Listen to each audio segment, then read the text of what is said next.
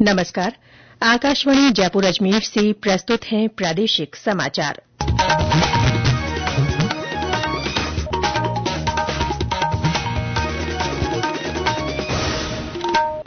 मुख्य समाचार। जयपुर के भांकरोटा में टैंकर में धमाके के बाद लगी आग से 4 लोगों की मृत्यु और कई झुलसे। मुख्यमंत्री और चिकित्सा मंत्री ने एसएमएस अस्पताल पहुंचकर हालात की जानकारी ली। जैसलमेर में आज राज्यों के वित्त मंत्रियों और आला अधिकारियों की प्री बजट बैठक। राज्य सरकार के विभिन्न विभागों में काम कर रहे संविदा कर्मियों के वेतन में हर साल 5% की बढ़ोतरी होगी। और प्रदेश में पश्चिमी विक्षोभ के सक्रिय होने से दिसंबर के आखिरी सप्ताह में मावठ के आसार।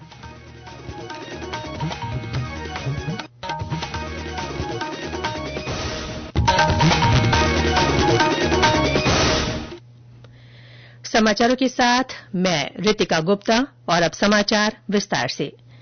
जयपुर में भांकरोटा क्षेत्र में आज एक टैंकर में हुए धमाके के बाद आग लग गई। इसमें 4 लोगों की मौके पर ही मृत्यु हो गई और कई अन्य घायल हो गए। हादसा सुबह करीब 6 बजे अजमेर रोड पर पेट्रोल पंप के पास एलपीजी गैस से भरे टैंकर में हुआ। आग की चपेट में आने से 20 वाहन जल गए। हादसे में झुलसे 35 लोगों को एसएमएस अस्पताल में भर्ती कराया गया है। इनमें से 50% लोगों की हालत गंभीर है। मुख्यमंत्री भजनलाल शर्मा एसएमएस अस्पताल पहुंचे और हादसे में झुलसे लोगों के बारे में जानकारी ली। चिकित्सा मंत्री गजेंद्र सिंह खींवसर भी अस्पताल में मौजूद हैं। मीडिया से बातचीत में उन्होंने कहा कि इस भीषण हादसे में झुलसे कुछ लोगों की हालत नाजुक बनी हुई है। वहीं जयपुर कलेक्टर जितेंद्र सोनी ने बताया कि आग पर काबू पा लिया गया है। फायर के सारे लोग हैं, चिकित्सा विभाग के लोग हैं। माननीय मुख्यमंत्री महोदय स्वयं एसएमएस हॉस्पिटल पहुंचे।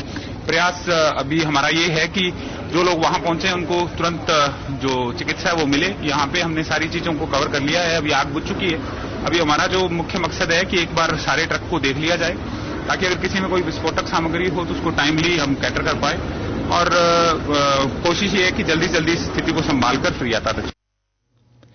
मुख्यमंत्री का आज कोटपुतली बहरोड दौरे का कार्यक्रम है।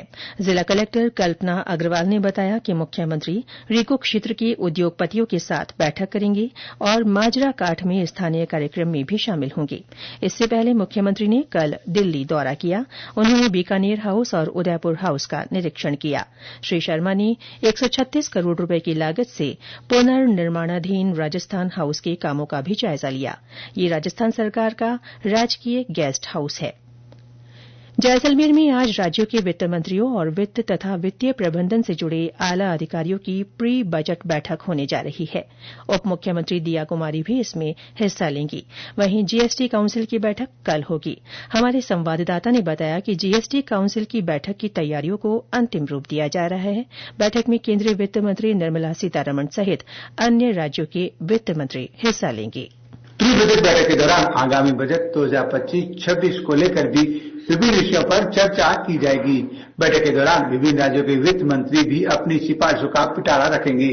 वहीं कल आयोजित होने वाली 55वीं जीएसटी काउंसिल की बैठक में वित्त मंत्री आर्थिक विचारकों के साथ मंथन करेगी। वहीं हिमाचल प्रदेश के मुख्यमंत्री श्री सुखविंदर सिंह सुक्खू, उप मुख्यमंत्री राजस्थान दिया कुमारी भी 55वीं जीएसटी परिषद की बैठक में भाग लेने के लिए आज स्वर्ण नगरी पहुंचेंगे। मनीष व्यास, आकाशवाणी समाचार, जैसलमेर। विधानसभा अध्यक्ष वासुदेव देवनानी ने कल नई दिल्ली में विदेश मंत्री एस जयशंकर से मुलाकात की।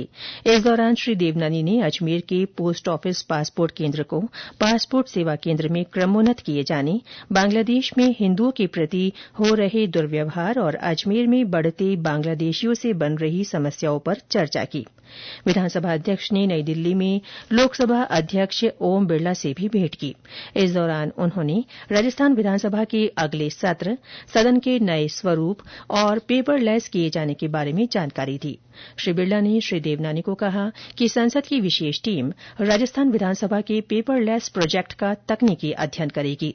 श्री देवनानी ने राज्यसभा सांसद घनश्याम तिवाड़ी से भी मुलाकात की।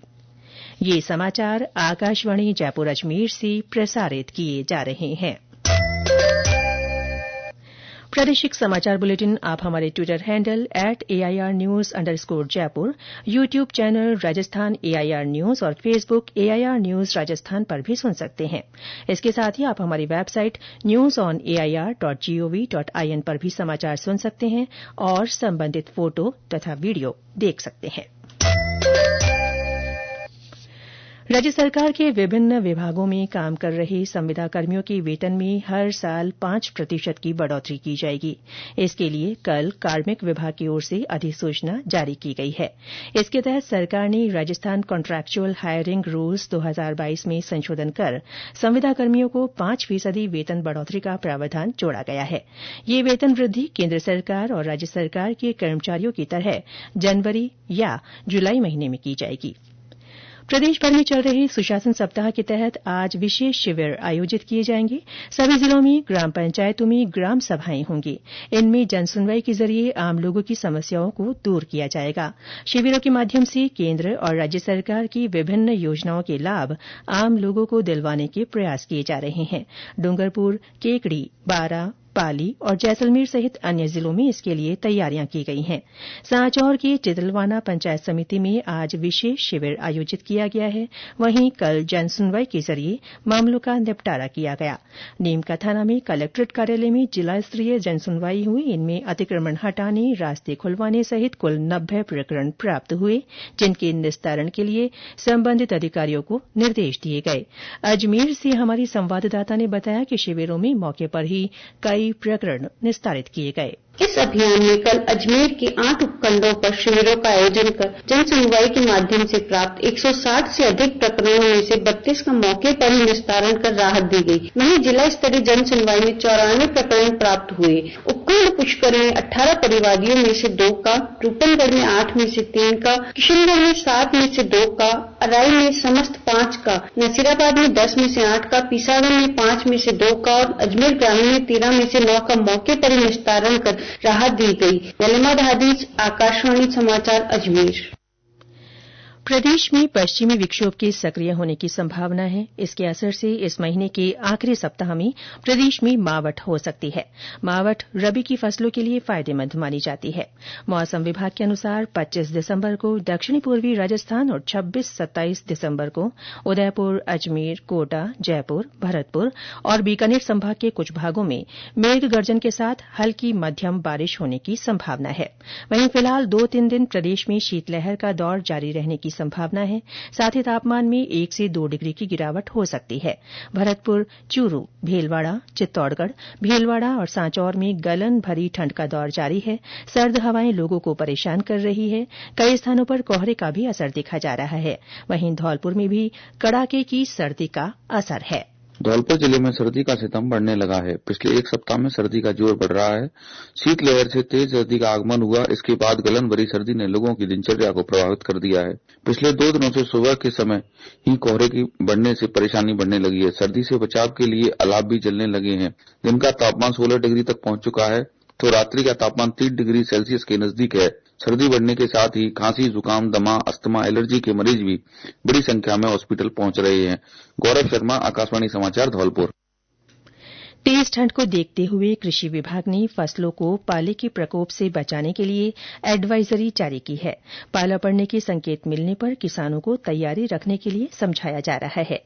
इसी सिलसिले में कोटपुतली, बहरोड जिले के सहायक कृषि निदेशक रामजीलाल यादव ने बताया कि पाला पड़ने की आशंका होने पर किसान पहले से ही कई तरह के उपाय कर सकते हैं। और अंत में मुख्य समाचार एक बार फिर। जयपुर के भांकरोटा में टैंकर में धमाके के बाद लगी आग से 4 लोगों की मृत्यु और कई झुलसे। मुख्यमंत्री और चिकित्सा मंत्री ने एसएमएस अस्पताल पहुंचकर हालात की जानकारी ली। जैसलमेर में आज राज्यों के वित्त मंत्रियों और आला अधिकारियों की प्री बजट बैठक। राज्य सरकार के विभिन्न विभागों में काम कर रहे संविदा कर्मियों के वेतन में हर साल 5% की बढ़ोतरी होगी। और प्रदेश में पश्चिमी विक्षोभ के सक्रिय होने से दिसंबर के आखिरी सप्ताह में मावठ के आसार। इसके साथ ही प्रादेशिक समाचार बुलेटिन समाप्त हुआ। हमारा अगला बुलेटिन हिन्दी में दोपहर 1 बजे प्रसारित किया जाएगा। नमस्कार।